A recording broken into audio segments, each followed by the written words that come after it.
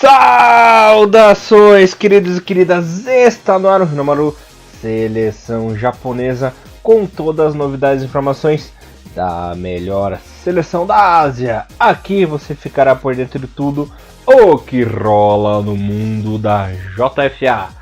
Bom, como sempre, vocês estão na companhia dele, as falas, o Barbudinho Alegria na apresentação, comentários dele, o mito, o Kiki brasileiro, né? Guia do mundo das 12 casas, Mr. Thiago Henrique Cruz. Tudo bem com você, Thiagão? Tem dormido com o Shiryu ultimamente? Caraca, isso é um dos negócios. Por um momento eu nem lembrava mais desse personagem tão importante que depois sumiu completamente da história, né? Cara, Kiki, velho. Puta que pariu. Bom dia, boa tarde, boa noite, queridos ouvintes. Bom dia, boa tarde, boa noite, querida amiga Elia. Já vou fazer uma pergunta já antemão, antes de passar as primeiras informações sobre o jogo da seleção. O Kiki se torna o próximo Cavaleiro de Ares ou isso aí é uma grande fanfic? Olha, Thiagão, naquela obra que não faz parte da história original dos Cavaleiros do Zodíaco, Saint Seiya Ômega, ele de fato virou Cavaleiro de Ares. Mas só nessa história. Na obra original, que ainda não teve uma continuação bem futura aí dos Cavaleiros do Zodíaco, né, Thiagão? Ainda não se sabe, mas pelo menos no Ômega, ele é o novo Cavaleiro de Ares. Tá certo. Se você pesquisar, você vê lá. O Ômega eu consegui ver a primeira parte ali, acho que tá até o episódio 40 e tanto, que termina a primeira saga e depois eu não consegui ver mais. Uma coisa que eu tô assistindo de Cavaleiro do Zodíaco, já antemão já te aviso, caso você não assistir, pra você nem perder seu tempo, é com Santi Achou, cara. É ruim, Comecei achando que era um negócio bacana. E, cara, serve mais pra fuder a timeline do Cavaleiro do Zodíaco do que pra qualquer coisa. Mas se você um dia tiver interesse, vá atrás. Mas eu fiquei meio... É isso, é o que tem pra hoje, né, Kurumada? E já não bastava o Kurumada ser um cara confuso pra tudo, pra linha do tempo. Exato.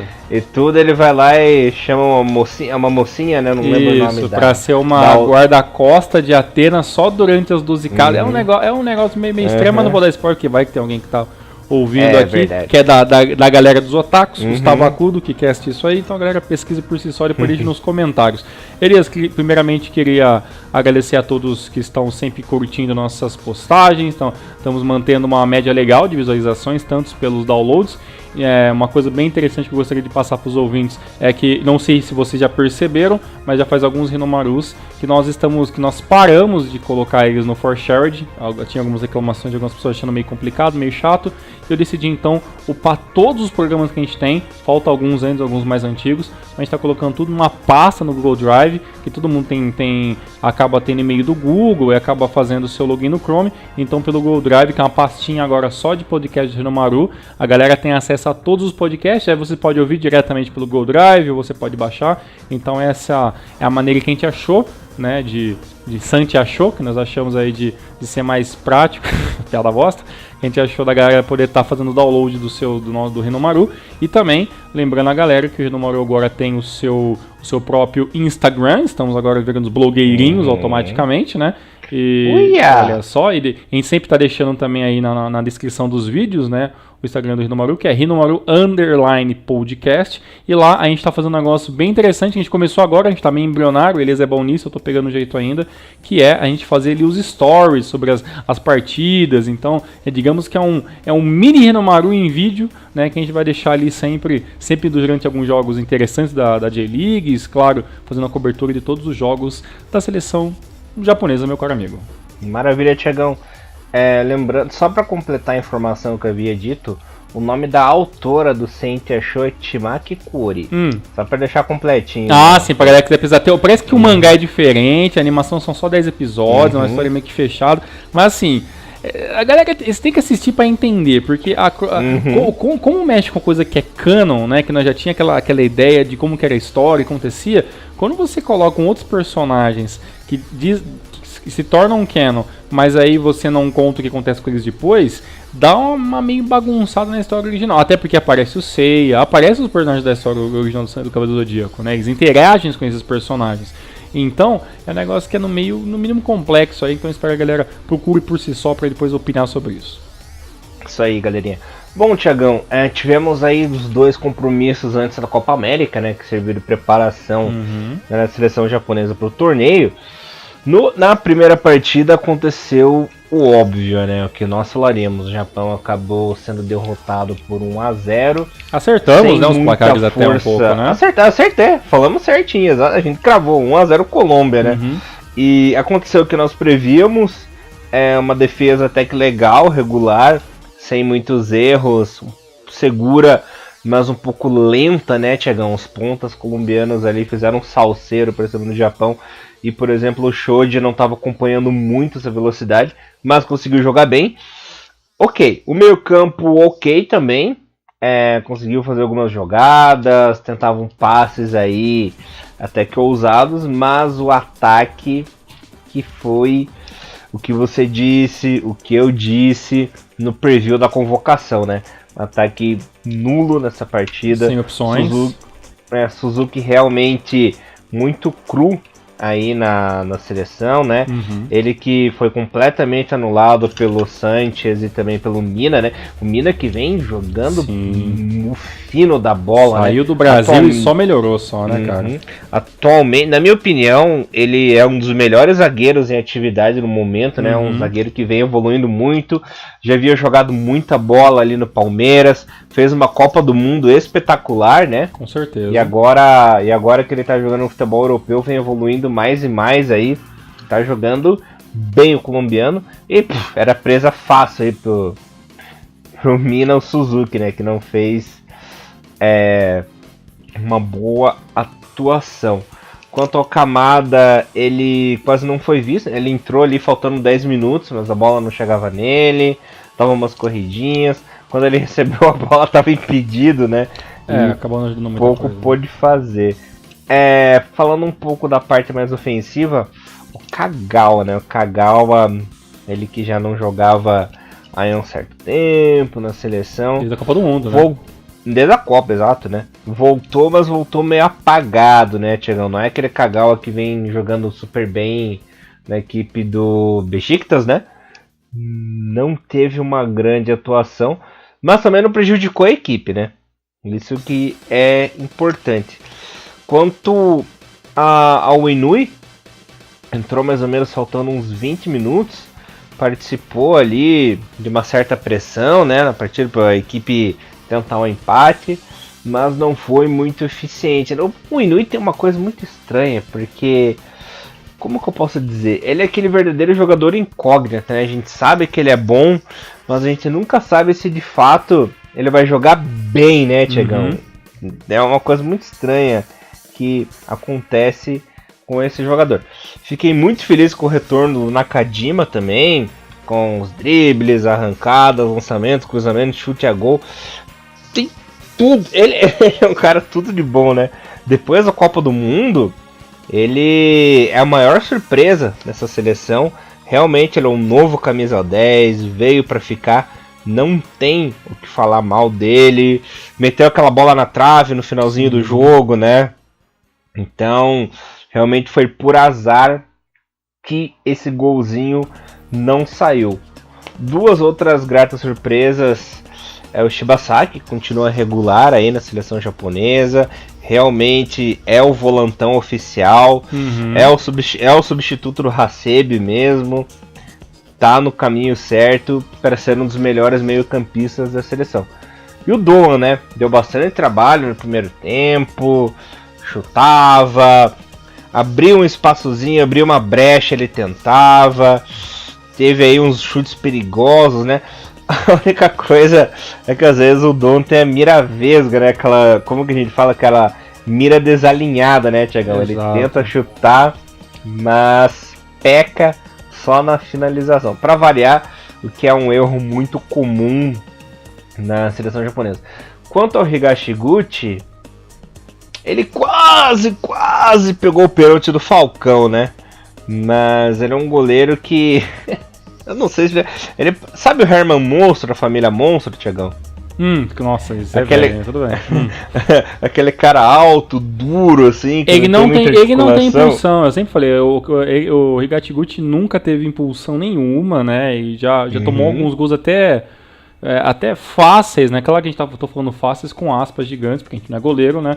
Mas assim, que outros goleiros pegaram, né? Então, ele tem realmente essa deficiência que ele não é um cara muito ágil, né? E aí ele pula certo, ele adivinha o canto, mas aí faltou aqueles 10 centímetros, né? Mas também era o Falcão Garcia batendo pênalti também, então isso dá uma dificuldade um pouco maior ainda, né? E por uma infelicidade, o juiz marcou pênalti. Claro, tava na cara que o Tomiyasu ele não tinha intenção de cometer o pênalti ali, mas infelizmente a trajetória da bola era o gol, né? Sim. E se impede o gol, é pênalti. Infelizmente é a regra do jogo, né? Então, beleza. Sobre o jogo da Colômbia tem bastante coisa para falar. Você falou já as coisas mais importantes, mais interessantes. E eu fico com o dever de falar a parte chata, né? que é os pormenores dessa partida. E eu vou chegar nesse negócio do pênalti, que o Japão é um negócio inacreditável, né? Nessa partida, o Japão jogou, teoricamente, na sua formação natural, né? Aquele 4-2-3-1, né? Ou 4-4-2, seja lá a maneira que você achar melhor. E o Japão jogou com o Higashiguchi em gol, Choji e o Tomiyasu, Muroya e o Sasaki como os laterais, Shibazaki e o Yamaguchi como nossos volantes, né? Yamaguchi que, né, entrou como saiu, e na frente Nakajima, Doan, Minamino e Suzuki. Elias, eu vou falar pra você que, apesar do resultado final, né, e das estatísticas que não foram assim... de encher os olhos, o Japão jogou contra a Colômbia, que teoricamente jogou com, na minha concepção, bem amador sobre futebol colombiano. Não acompanho, essa é a grande verdade. Para mim, futebol colombiano se resume à seleção e ao PES, assim, é o que eu mais vejo. E teoricamente jogou com a equipe titular, né, com uma pecinha ou outra ali, né, na minha opinião, dos jogadores da Colômbia, o que menos se destacou e um jogador que se esperava muito dele, que talvez é o Cagal colombiano, é o Rames Rodrigues, né? Camisa 10 apagadaço, né? O Villa, que depois acabou entrando no Zapata. O Zapata, na minha opinião, é para ser o titular dessa equipe. Jogou muito bem ali pela ponta direita, tinha um Muriel do outro lado. E na frente o Falcão Garcia, que bem dispensa comentários, a defesa, como você falou muito bem. O Japão nessa partida, Elias, até que bateu de igual para igual, se manteve ali basicamente com a posse de bola 8, 9% abaixo do que a seleção da Colômbia. No final das contas, a Colômbia ficou com 58% de posse de bola, o Japão 42%. O Japão chutou mais a gol do que a Colômbia, e isso é até um ponto interessante, aconteceu ambas as coisas nos dois amistosos, né? Mais e a hora que nem tinha atacante, hein? Exatamente, foram 17 tentativas de chute para gols contra 12 da Colômbia. No entanto, as equipes erraram muito. De finalizações corretas, ou seja, tentativas assim, o cara teve um lance para chutar, mas alguém defendeu, alguém evitou, ele chutou para fora, né? Mas de finalizações concretas foram 3 para cada lado, tá? E o Japão chutou mais vezes a bola sem muita direção, aí entrou muito, né, a estatística do Doan, né, que a gente vai falar um pouquinho sobre isso. E, por incrível que pareça, o Japão teve mais escanteios, né, teve mais defesa. Então, assim, no grau da coisa, o Japão foi uma seleção até que bem consistente nessa partida, né? Fez um pouco mais de falta do que a seleção da Colômbia, 20 contra 17, apenas um cartão amarelo. Então, assim, foi uma equipe que mostrou que realmente dava para jogar de igual para igual, né? O problema era realmente esse último passe, né? Quando a bola chegava no Suzuki, anulado completamente. Quando essa bola chegava pro Doan, o que na minha opinião é uma coisa que eu já tô vendo no Doan já faz algumas partidas, é que ele, como ele é rápido, ele sempre tenta aquele último corte, né? E às vezes parece que ele corta tanto que ele perde o ângulo do chute. E aí, ele exagera, né? Ele exagera no drible, ele tenta sempre procurar ali aquele ângulo, né? Que ele fica de diagonal na pequena área, né? Que ele gosta de ficar na diagonal na primeira aula para tentar chutar cruzado no outro lado do gol ou na rasteira no pé do goleiro. E aí, às vezes, ele puxa tanto que ele acaba chutando a bola para fora, ou a marcação chega nele. Então, assim, é legal, é uma característica do Doan. É claro que eu espero que, e com certeza, eu tenho quase certeza absoluta, que ele não é um jogador que vai se limitar apenas a uma jogada, né? O Kagawa fez muito isso, né? Quem não se lembra daquela clássica jogada do Kagawa, que é puxar a bola pelo lado direito, né? E ele puxar rápido pela esquerda e tentar passar em diagonal do jogador. Isso é uma jogada que o Kagawa fez durante todo o Manchester United até ele ficar mais manjado, né? Então o Kagawa é o Robin espelhado, né? O Robin corta pra esquerda e o Kagawa pra direita. Exato, só que o Robin passa, o Kagawa não passava, né? Então tem essa pequena diferença, né?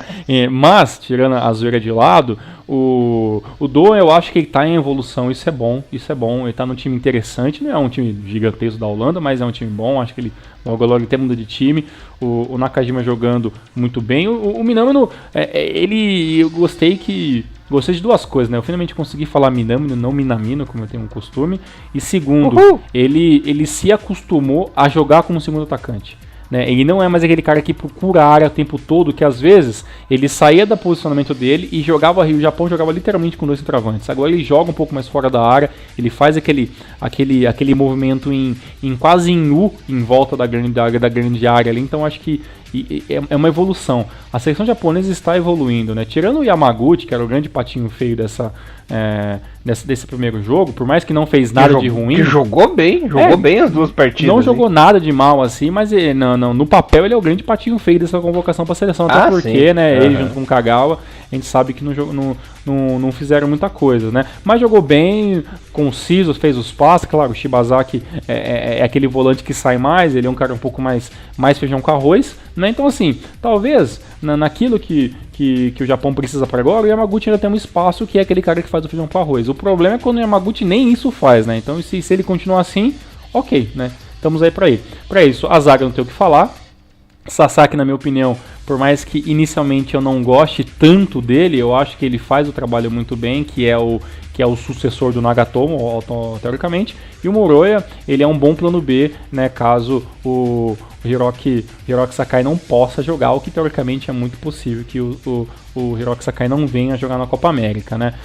No segundo tempo na seleção entrou o Yu Kobayashi no lugar do Yamaguchi, entrou o Kamada no lugar do Minamino e entrou o Kagawa no lugar do Suzuki e o Inui no lugar do Doan.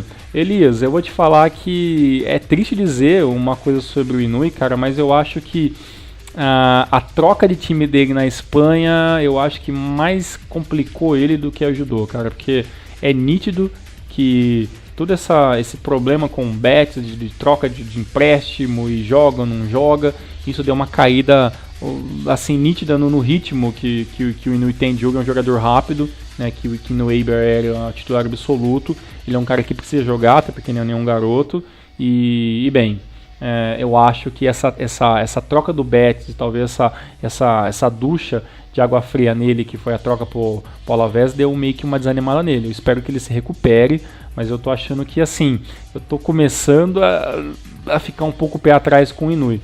Em relação ao Kagawa, eu posso dizer, porque eu sou uma grande beach fanboy, e estou acompanhando o Kagawa no Besiktas desde a sua estreia, naquele 6-2 contra aquele time no dia 3/2. O cara decorou, pra vocês terem uma ideia, o Thiagão, ele é tão cagauete que ele assiste os jogos em turco, ele procura tudo que é link pro meu jogo. Exatamente. E na estreia do Kagawa, o cara simplesmente mandou vídeos insanos pra mim, né? Chorando. Mal saiu o gol, o cara já mandou vídeo chorando lá. Gol de falta, cara. Eu sou aquela pessoa que se ilude fácil. Então, nossa, gol de falta. Eu sei que eu gritei. Cara, eu passei aquela vergonha casado. Nossa, o que você tá fazendo? Quase chorando, cara de futebol. Assim, eu sou esse tipo de pessoa. E desde então, eu venho acompanhando os jogos do Besiktas desde então. Então, assim, tirando o primeiro jogo no dia 3/2, eu assisti pelo menos mais uns 4 jogos. E assim, o Kagawa, ele vem ganhando espaço. Ele é, obviamente, melhor tecnicamente que alguns jogadores, mas o Kagawa, ele não é mais aquele cara de possíveis arrancadas e boas finalizações. Ele é um cara que mais concentra na armação do jogo, o que no Besiktas funciona. Até porque é uma equipe que joga muito no ataque, né? Normalmente, o Elias, o Besiktas, ele joga num 4-2-3-1, igual ao Japão, só que a diferença é que o Quaresma e o Yassin, eles vão para frente. Então é quase como se a equipe jogasse um 4-3-3, com jogadores bem rápidos não, né? Mas com bastante poder de finalização pelas pontas. Então a bola não precisa chegar só no centroavante. O Kagawa faz essa diferença de tocar a bola para os laterais e os laterais avançam, os laterais arriscam de fora da área, entendeu? Então, assim, é uma característica diferente do futebol japonês, até porque o campeonato turco, ele não é, assim, um primor de qualidade, nós sabemos isso, é um futebol bem mais pegado, né? Ele não é um varziano como o irlandês, né? Mas, assim, não é uma Premier League, não é nada disso aí.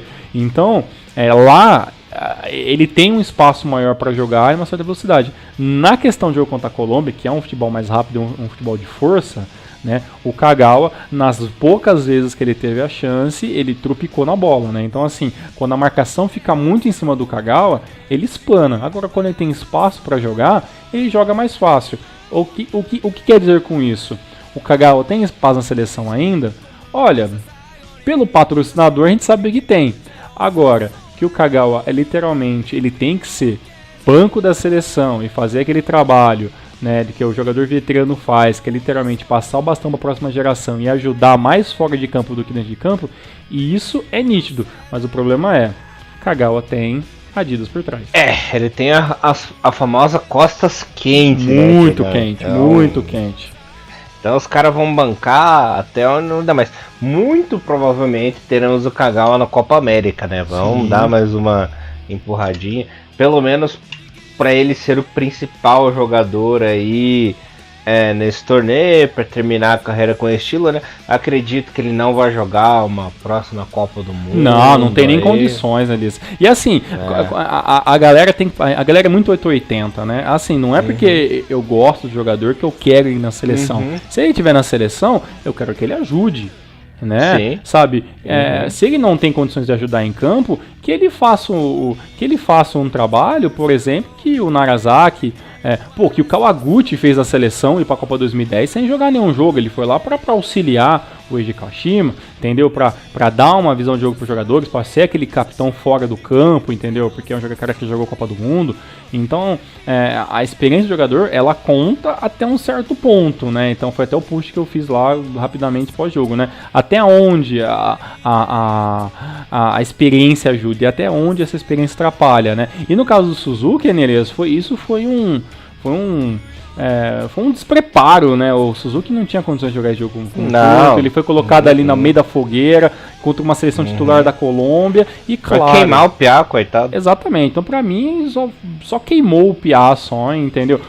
Eu até mandei uma mensagem pro Alan Gibson, né? O cara que o jornalista que acompanha a J-League e tudo mais, e até falei, aqui no Brasil a gente normalmente fala que queima o jogador, quando coloca um cara novo numa situação dessa, depois o cara não vinga o problema do jogador.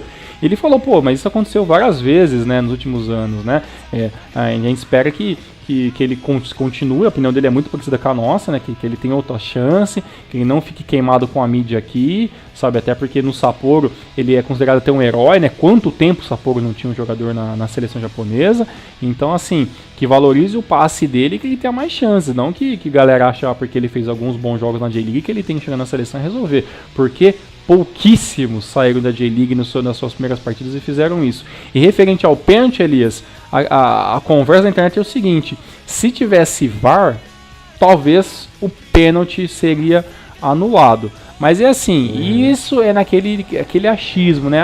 Se tivesse... Esse pênalti aí, Thiagão, é complicado porque é uma questão 100% de interpretação, porque um juiz pode ter a visão de que realmente a bola ia pro gol, mudou a trajetória da bola, beleza, mas o outro juiz pode ter uma interpretação diferente, entendeu? E cagar pro VAR, né? Exato, é um lance realmente 100% de interpretação do árbitro, não dá para julgar a atitude do árbitro aí dessa partida, porque realmente vai da cabeça do juiz no momento, assim. É a minha opinião, por exemplo. A minha pergunta é, será? Você quer apostar quanto? Que o Japão ainda vai cometer ou cometerá pênaltis bobos aqui na Copa América. Não sei porque eu lembro penso nisso assim, cara. Thiagão, vamos ser sinceros, o Japão vai jogar simplesmente o torneio onde existem os maiores malandros do futebol mundial. Simplesmente o futebol sul-americano, né? É lógico que eles vão aproveitar dessa malandragem, dessa catimba. De chutar no peito e bater na mão, né? E não sei vai ter muito migué ali. Então, olha, se o Japão não ficar esperto, vai ser um gangbang ali total de malandragem no torneio. E só uma coisa para concluir o negócio do Kagawa, eu tenho certeza que a Adidas falou assim, vocês não vão convocar o Kagawa aí pra Copa da Ásia, mas bota ele na Copa América. Exatamente, né? E assim, poxa, por um lado, pela legião de fãs que o Kagawa tem aqui no Brasil, muita gente vai querer ver o camisa da seleção. A gente sabe que o camisa da seleção é o Nakajima. Mas enquanto tiver o fator Kagawa, ele vai ser o camisa 8 e não tem problema nenhum ele ser o camisa 8, isso importante a função que ele faz dentro do campo. Até por questão de hierarquia, respeito, né? Exato. Ele chegou agora na seleção. Exato, isso coisa que no Japão, pra quem tá um pouco mais interessado na cultura japonesa, isso é levado a sério, a ferro e fogo lá. E tem mais um detalhe muito interessante, né, cara? O Kagawa, talvez ele tenha chance que outros jogadores a gente tivesse essa chance também, né? Quantas vezes a gente não quis ver um Endo fazendo um bom encerramento de carreira? Quando a gente pediu muito que o Okazaki tivesse um bom encerramento na seleção japonesa. O próprio Nakamura não teve um encerramento na seleção japonesa. O Kawaguchi, ele teve assim, mas na reserva, sabe, né? Pode ser que em 2010 ele foi um negocinho assim. Nem o Kazu teve um encerramento decente na seleção japonesa, né? Então, assim, esse negócio que a gente vê em algumas seleções, né? Nem o Nakata, né? O Nakata saiu pela porta dos fundos. Exato, nem o Nakata, nem o Inamoto que te salvou. O Inamoto ele tem 70% de responsabilidade do Japão ter passado de fase em 2002.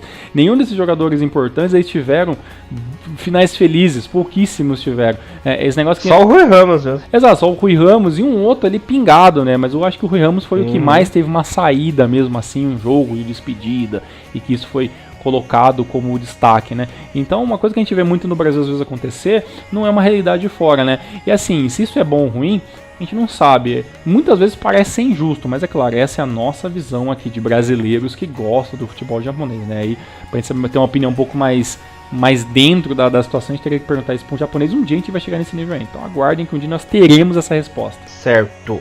Mr. Thiago Cruz, mais alguma coisinha aí? Bora pra segunda peleja. Bora pra segunda peleja. Sim, senhor Thiagão. Na segunda partida, um resultado feliz, né? Vitóriazinha por 1-0. Mais uma vez a defesa foi muito boa, né? É uma questão de evolução que tem acontecido no sistema defensivo aí do Japão. Mudou um pouco os jogadores, na verdade praticamente o time todo, né? Mudou. Gostei muito da atuação dele. Na verdade, o Daniel Schmidt, ele nem foi exigido na partida toda, né? Mas apareceu para tirar uma bola dali, dar um soquinho dali, corta cruzamento, joga bem com os pés, né? Então, quando foi exigido, entre aspas, apareceu bem. O Genta Miura, tirando um errinho ali que ele cometeu, mas que não aconteceu nada de grave no lance, fez uma boa partida. Oi, o que você vai falar? O Genta Miura, ele fez uma cagada muito parecida no Gamba as rodadas atrás. Então, assim, isso já é de fábrica já, viu? Não, isso é o carimbinho do Genta aí, viu? Pode relaxar que vai acontecer mais isso. Tá, continuando aqui, o sistema defensivo foi muito bom. Na parte mais ofensiva do jogo, o Sami, pelo jeito, não tá em boa fase mesmo. Ele que vem sendo reserva lá no Fortuna, né, Thiagão?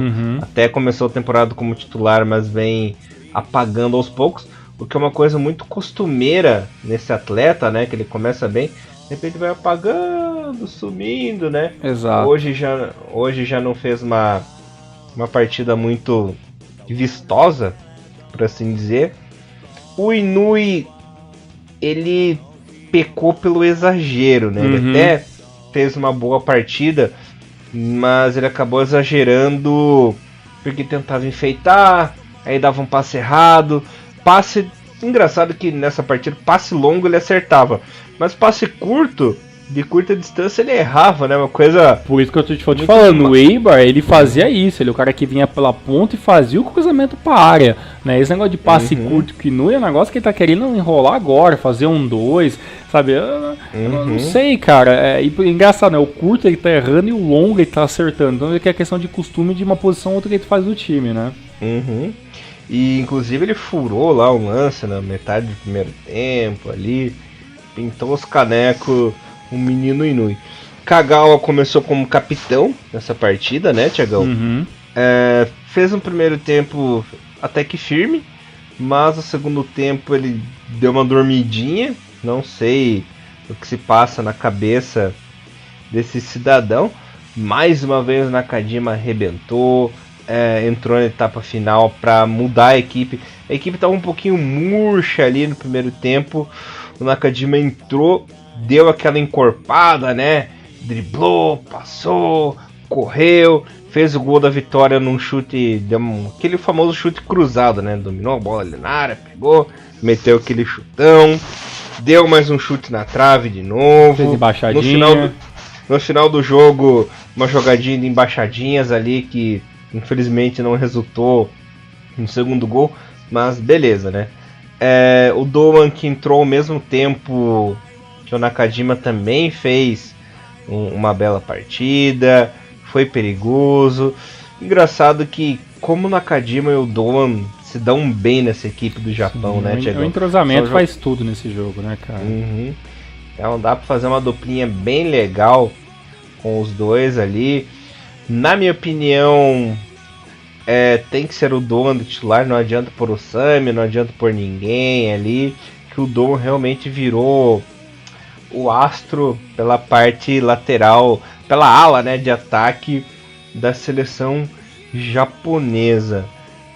Um cara que me impressionou nessa partida, que a gente até tirou sarro, nossa, o que esse maluco tá fazendo aí? Foi convocado de última hora, né, Thiago? Uhum. Foi o Kento Hashimoto. O cara simplesmente botou o terninho e jogou fácil pra caralho, né? Sim. Sempre tava na posição certa, desarmou, segurava os contra-ataques ali da Bolívia, né, Thiagão?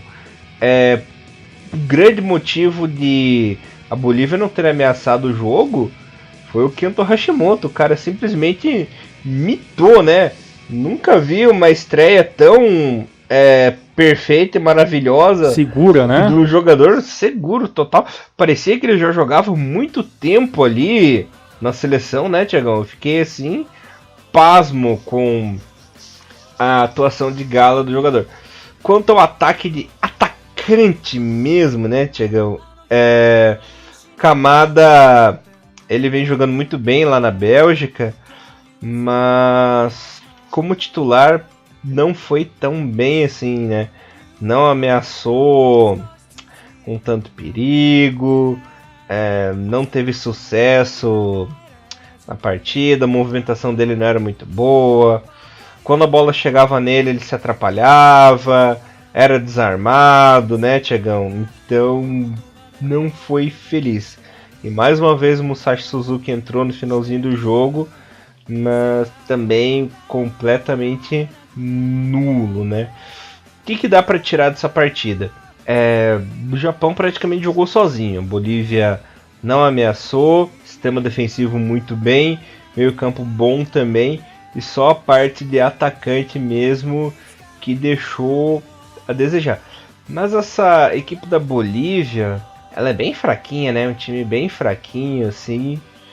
Foi bom teste para os jogadores reservas, né? O Japão entrou com essa equipe mais mistona, mais reservona aí. Foi bom para dar ritmo para os caras, mas não foi bom no sentido de desafio, né? Exato, né? E um detalhe muito interessante sobre a Bolívia, que eu acabei de ver rapidamente aqui, a tabela da Copa América, eu já fiquei... Como que Bolívia, Venezuela e Peru caem no grupo do Brasil, né? É umas coisas, uns negócios. Mamata, hein? É uns negócios. Aí depois tem Argentina, Colômbia, Paraguai e Catar. E depois no nossa grupo as pedreiras, né? Uruguai, Chile e Equador. É só um detalhezinho pra você ver como que é um negócio. Referindo sobre o jogo, neste jogo... É só um pequeno, grande detalhe. Exatamente. Né, depois que nós falamos com a CBF não é até errado, mas tudo bem. O layout, né, o best 11 dessa seleção japonesa de hoje foi o seguinte, né, Daniel Schmidt, né, o Hatanaka, o Miura, os laterais foram o Anzai e o Nishi, Hashimoto e Kobayashi, jogamos com nossos volantes, e na frente, Inui, Kagawa, o Sami e o Kamada. No segundo tempo entraram Shoei Nakajima, Minamino, Doan, Suzuki e Shibazaki no lugar do Kobayashi. Uma coisa que eu prestei muita atenção nesse jogo, aliás, é que assim, eu não consegui chegar a uma conclusão. Eu acho que esse jogo contra a Bolívia, ele foi ruim para alguns jogadores. Por exemplo, a gente não sabe se isso ajudou ou atrapalhou, por exemplo, o Anzai e o Nishi, porque eles não foram ali muito utilizados, o Nishi um pouco mais, o Anzai teve um pouco mais de liberdade, a ponta esquerda ali era muito fraca, o Anzai teve uma liberdade de poder fazer os passes, ele não fez nada assim muito mirabolante, fez apenas o beabá, o arroz com feijão literalmente ali, mas funcionou. O Nishi também, eu até tava um pouco mais assim de olho no Nishi, porque eu quero ver o jogador mais velho, vamos lá, Viseu Kobe, quem sabe, né, um jogador do Viseu Kobe jogando sério na seleção, finalmente, por tanto tempo, mas assim, não deu pra entrar em grandes detalhes. O Hatanaka foi bem ok, assim, nada a dizer também. O Miura a gente esperava assim, que ele tomasse um pouco mais a responsabilidade, né, do setor defensivo. O Daniel Schmidt já mostrou também que é um bom jogador. O Yu Kobayashi e Elias também, que pra mim é uma grande incógnita, cara. Eu ainda sinto que dava, não sei se hoje, mas sabe, quando ele apareceu na seleção, eu achava que ele podia fazer um pouco mais, porque ele é um cara que é meio versátil até, né? Ele joga tanto como um ponta, como um cara um pouco mais volante, assim, né? É claro que ele solto na frente, ele finaliza mais e tudo mais. É um cara que joga em pelo menos duas posições, até engana como meia mesmo, sabe? Mas assim, eu ainda não sei qual é o espaço dele, sabe? Se uma convocação com todos os nomes disponíveis, eu não sei se ele viria para a seleção, sabe? Então fica esse meu adendo. Na frente, o Inui realmente deu aquelas enfeitadas, o Kagawa não fez nada, o Sami volta pro Japão, cara. Eu acho que esse negócio de volta pro Gamba, volta pra Noi, que o negócio tá difícil, mas pro C também não tá nada fácil jogando na segunda divisão lá, ou primeira, não sei se foi a equipe dele que foi que subiu a Bundesliga, Elias, foi isso mesmo? Ou não? O Sami tá na primeira. Na primeira, né? O time dele subiu e tudo mais, mas olha, é difícil. E sem falar que agora o time dele provavelmente pode tomar vários paus na Bundesliga pela diferença das equipes. Então, sabe, é uma equipe que vai mudar muito durante a temporada, né? E se o Sami não tiver a sorte de estar bem naquele jogo X e conseguir meter 2 gols, vai ser difícil ele manter a titularidade na Bundesliga. E no final das contas, Elias, eu ainda acho que o fator mais importante dessa partida, que é o centroavantes, eu ainda acho que o Kamada ele sai um pouco mais zoado do que o Suzuki nessa partida. Por quê? O Suzuki, pelo menos, ele tem a desculpa de falar que jogou contra a Colômbia, é um time full, jogou quase o jogo todo e tentou uma hora ou outra. O Kamada, nem isso, né? Ele jogou contra a Bolívia, que era a melhor situação para o cara estrear e conseguir, pelo menos, dar um pouco de perigo, né? Porque era uma equipe um pouco mais frágil, mas nem isso fez, né? Mostrando que, literalmente, o Japão, ele tá começando a ter aquela cara de time que já está entrosado. Aí quando entra uma peça ou outra que não faz parte desse entrosamento inicial, você vê que a equipe dá uma quebrada, né? Quando saiu o Kagawa e entrou o Minamino, e aí já tava o Nakajima, já tava o Doan, você percebe que a equipe dá uma engrenada, né? Como se você tivesse colocado a última peça que faltava e o começou a fluir fácil. Mas quando tava jogando o Kagawa, Inui e o Sami, que já fazia uma década que não aparecia na seleção, você via que o negócio tava umas jogadas mais individuais. Né? E aí quando entre os jogadores mais acostumados, parece que eles começam a jogar um pouco mais como uma equipe, né? E aí sai o gol logo em seguida. Então, o que eu acho? Né? Que se a seleção quiser trazer esses jogadores para a Copa América, como o Inui, como o Sami, como o Kagawa, como o Kamada talvez, esses jogadores vão ter que ter um pouco mais de tempo assim, de treinamento muito para eles conseguirem entrosamento. Para eles pararem de depender tanto da jogada individual, coisa que já não funciona tão bem no quesito do Kagawa e do Inui, né? Principalmente na velocidade e tudo mais. E eles precisam jogar um pouco mais no coletivo, porque na individualidade a gente viu que seria 0-0 contra uma seleção frágil, né? Uma seleção tão enfraquecida como a da Bolívia, que já chegou a ter uma seleção outra que acabou dando alguns sustos em Argentina, Paraguai, até no Brasil, mas é uma realidade muito, muito, muito distante, né? E bem, agora o que nos falta, né, é esperar e ver o que a direção vai resolver, quem que vai trazer, se eles vão conseguir conversar com as equipes, porque as equipes têm que liberar jogadores para a Copa América. Então, assim, vai ser um Deus nos acuda. E essa seleção que jogou hoje, Elias, eu não sei nem se dá para considerar uma seleção B, né? Tá mais para um time C ali, do que literalmente uma equipe mesmo para jogar numa situação um pouco mais complicada, né?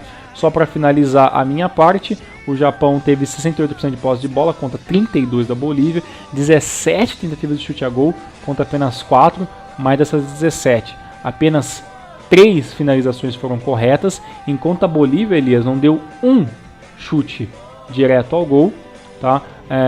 O Japão acabou chutando 14 vezes ao relento, né? O Japão também teve 8 escanteios, teve 14 faltas contra 22 da Bolívia, e é isso, 5 impedimentos para cada lado. Esses foram os dados do jogo de Japão e Bolívia, meu caro amigo. Chegou ao rolento, Tiagão? Como assim? É Final Fight? Chegaram no elevador, né? Exatamente. Porra, saudades, hein? Saudades no Fighter 3. Puta que pariu. Era bom o joguinho. Esse jogo é muito bom. Agora temos a jogar. Então, vamos jogar. Tiagão, uma coisa que você frisou era justamente sobre a liberação de jogadores, né? Já temos praticamente uma baixa confirmada, que é o Osako, né? Eita, nós. Os alemães não querem liberar o Osako para a Copa América. E você sabe que alemão é chato, né? Quando eles falam que não querem, que não vão deixar, eles não deixam mesmo, né? Então o Japão vai ter essa dor de cabeça no ataque, porque ele é o principal atacante, principal referência ofensiva aí para nós, né? Então já é um desfalque importantíssimo. Sabe o que eu fiquei pensando? Eu acho que ontem ou hoje teve um jogo da seleção, acho que foi ontem, antes de ontem, não lembro agora. Teve um jogo da seleção de Portugal e o Cristiano Ronaldo saiu machucado. Imagina o que a Juventus deve ter falado na orelha. Imagina se o Osako vem jogar a Copa América e se machuca. E não só o Cristiano Ronaldo, como o Messi também saiu machucado. Então você imagina o que é para umas equipes dessa. Libera os caras para uns amistosos, né? E os caras voltam machucados. Imagina liberar um cara com um negócio que nem é data FIFA para sua seleção, porque vocês foram convidados. Então é muito difícil. Muitos jogadores, eu vou te falar que eu acho que o Besiktas talvez libere o Kagawa, até pela questão de fazer ele ficar visível caso ele não vingar e ele não desvalorizar tanto, né? Mas assim, a grande maioria dos jogadores principais, eu vou até te falar que Hiroki Sakai também não vem. Eu acho quase impossível o Olympique de Marseille acabar liberando ele. Vamos ver, né? Ainda bem que, pelo menos para lateral, nós temos alguns jogadores, não são do nível assim do Hiroki Sakai, mas pelo menos são equivalentes, né? Nessa parte aí, nas laterais a gente tem como se virar. Agora quanto ao Osako, assim, realmente é um desfalque bem importante aí para a seleção japonesa. Exato. E na sua opinião, Elias, você que conhece mais do que eu sobre o assunto, você acha que está mais para as equipes japonesas liberarem jogadores ou a gente está mais próximo de ver um mistão maluco aqui em junho? Eu garanto que se houver uma pausa aí na J-League, o que ainda não está no calendário oficial, bem certo, vem um time mais completinho. A vantagem é que muitos jogadores titulares da seleção jogam no futebol europeu, e o calendário europeu vai estar em férias, né? O campeonato termina entre a maioria, né? Assim, praticamente dos jogadores que atuam ali, 100% termina entre abril e maio. Aí vai depender da boa vontade dos clubes europeus de liberarem os jogadores. Vai depender se o jogador não quer tirar férias, né? Tá cansado ali não tá lesionado. Isso. Então existem vários fatores aí que podem contribuir com a não liberação ou com a liberação de jogador. Vamos ver o que vai acontecer. Aconteceu um fato muito curioso em 2011, Tiagão. Vou contar uma historinha pra vocês e até separei um materialzinho especial. Posso contar? Fica à vontade, por favor. Então, assim, galera, em 2011, quando o Japão recebeu a proposta de jogar como um convidado da Copa América lá na Argentina, né? A J-League falou logo de cara, mandou uma carta para o JFA. Vocês foram convidados para jogar a Copa América e tal, mas nós não vamos fazer nenhuma pausa na J-League. Então, o que vocês podem fazer? Se vira nos 30, os times não vão liberar jogador na J-League para vocês e vocês vão ter que catar jogador por aí pelo mundo, né? Dá uma analisada nos jogadores japoneses que tem pelo mundo, que daí você joga um torneio. E foi o que aconteceu, né? Eu separei uma pré-lista de alguns jogadores e tirando os goleiros, que só existiam 2 goleiros atuando no futebol europeu na época, o resto dava para fazer um time bem interessante, inclusive com jogadores que jamais seriam sondados e sequer convocados para a seleção japonesa jogarem o torneio, né? Você então, quer me dizer que é aí que aparece o Atomo Tanaka na seleção? Não, o Atomo Tanaka, ele já tinha voltado pro Japão nessa época. Tá. O Atomo Tanaka, para te falar bem a verdade, ele teve mais destaque nas seleções de base do que da seleção principal, né? Então, tanto que quando ele apareceu ali no futebol europeu, ele já estava jogando entre 2015 e 2016 lá na Finlândia, né, Thiagão? Então, nessa época da Copa América, ele ainda estava no Albirex, que foi o grande time que ele se consagrou. Preparado para os nomes? E são nomes assim, alguns que você vai ficar pensando, nossa, como assim?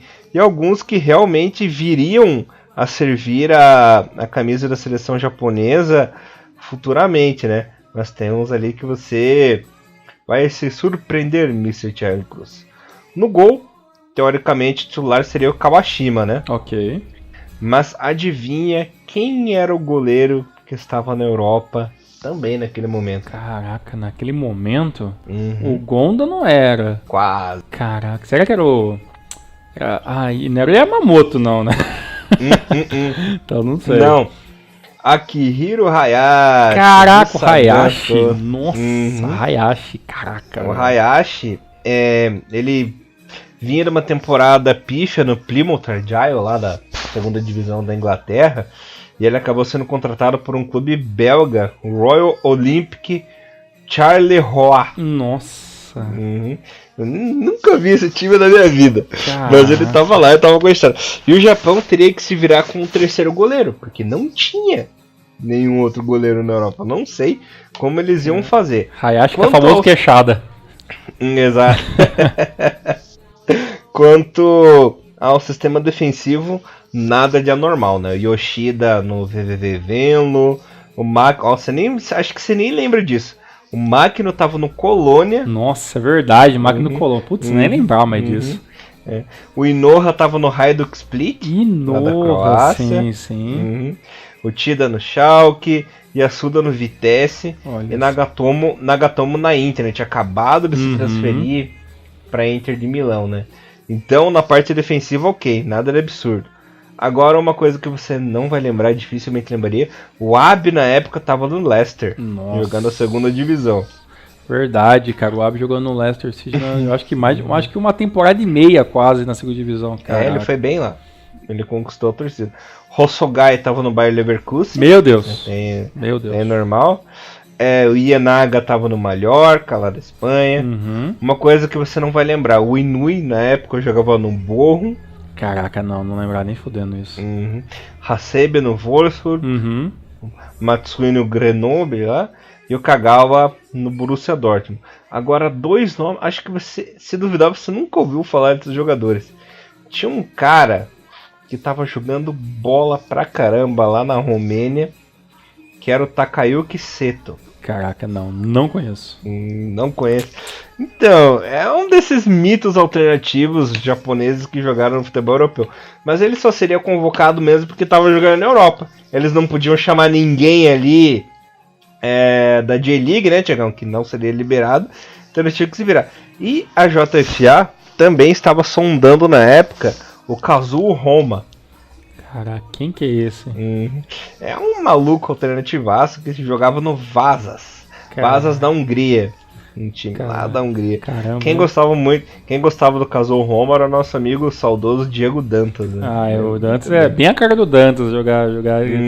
Eu acabei de achar aqui que o Takayuki Seto passou até na Áustria, Romênia e hoje... Jogou tudo que é lugar. E hoje está no Van Frekofo.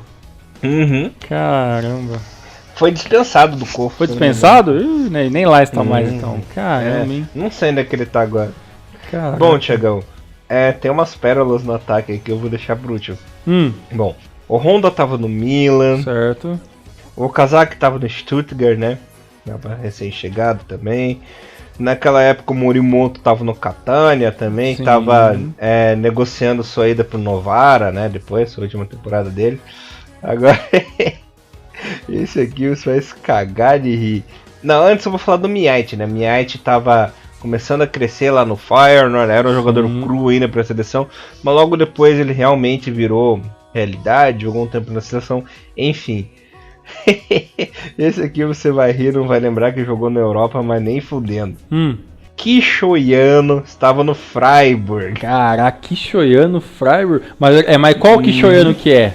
É o Kishoyano atacante ou o Kishoyano lateral direito do mundo alternativo?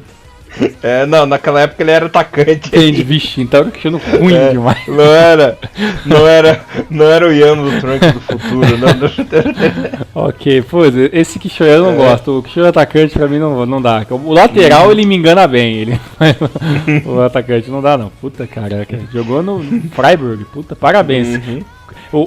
Parabéns pra... Acho que o agente que levou ele pra lá tá de parabéns, tá de parabéns. Acho que a diretoria alemã lá tava muito bêbada no dia, né? Muita cerveja. Tomando muita Paulaner, né? Só se fosse. Paulaner e salsicha demais da cabeça desses alemão aí. E a maior pérola do ataque, Hiroshi Ibuski, estava no Sevilha na época. O que eu falo pra você, o Ibuski é tão ruim que até no PES ele é ruim. Então, um cara que é ruim, japonês, feito por japoneses, no videogame, é porque boa coisa não deve ser.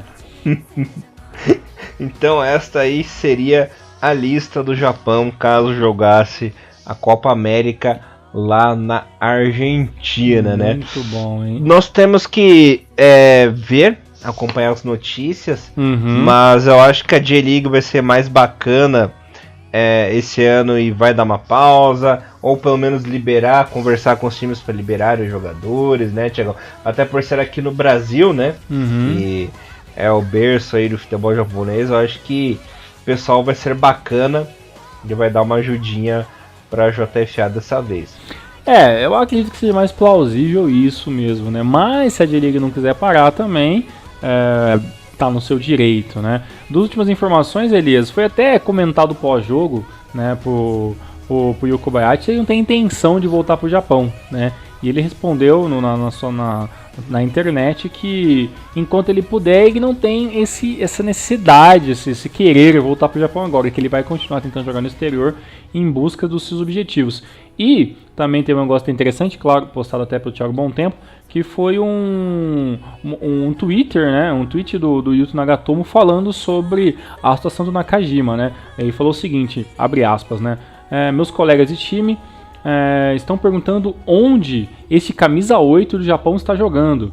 Cada um tem seus objetivos na carreira, mas eu queria ver o Shoya Nakajima jogando em um nível mais alto. Ou seja, os jogadores que jogam lá no time do Galatasaray, se não me engano, onde que joga o Yuto Nagatomo, né?